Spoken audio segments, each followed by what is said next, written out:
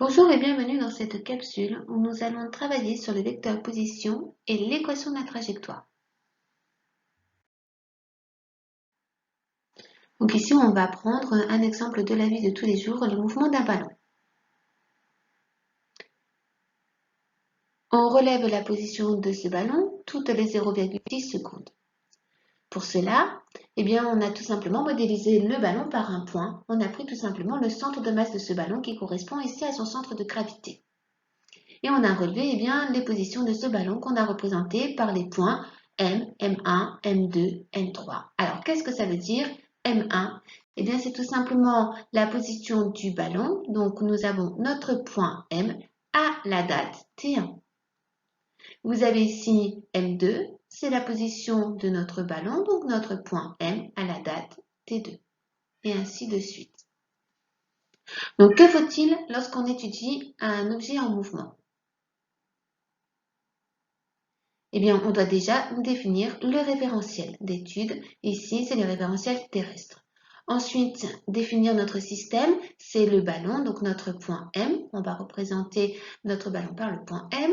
Ensuite, on doit définir le repère de temps et on doit également définir le repère d'espace.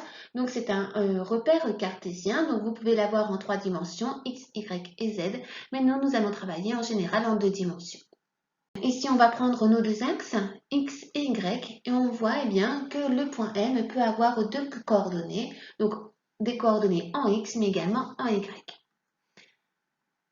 Donc ici, vous avez le tableau avec les différentes valeurs, différentes dates, T1, T2, T3, et donc on a relevé les positions X et Y du ballon.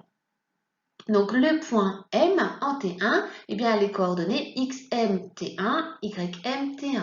Vous avez le point M à la date 2 qui a les coordonnées XM T2 et YM TE. Donc nous, on va pouvoir définir qu'en fait le point M va avoir les coordonnées XM de T, YM de T. Mais on va pouvoir simplifier un petit peu cette expression en disant que le point M a les coordonnées X de T et Y de T.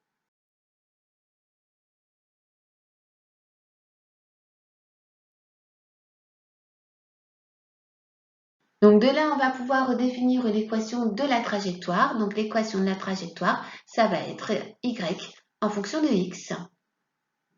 Et donc ici, yx, c'est égal à moins 0,04x carré plus 0,3x. On va pouvoir ensuite définir les équations horaires.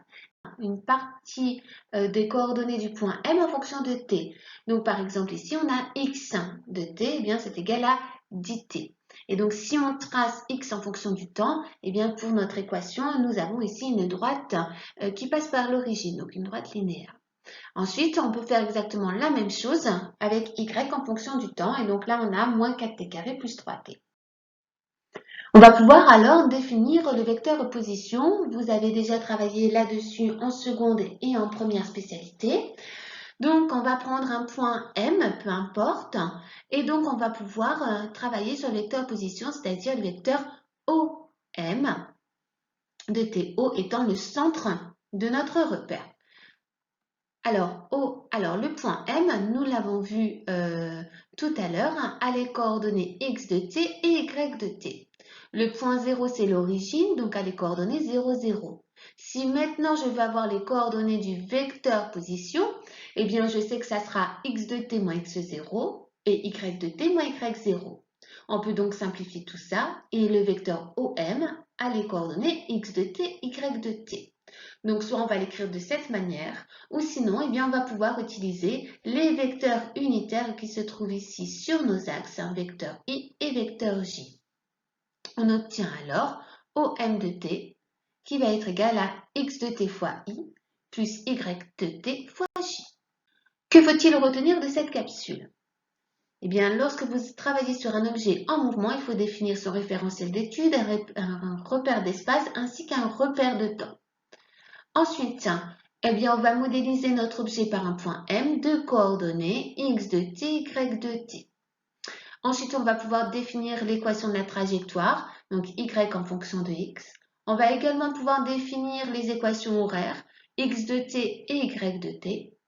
Et ensuite, eh bien, on va pouvoir définir le vecteur position OM de t qui est égal à x de t fois i plus y de t fois j.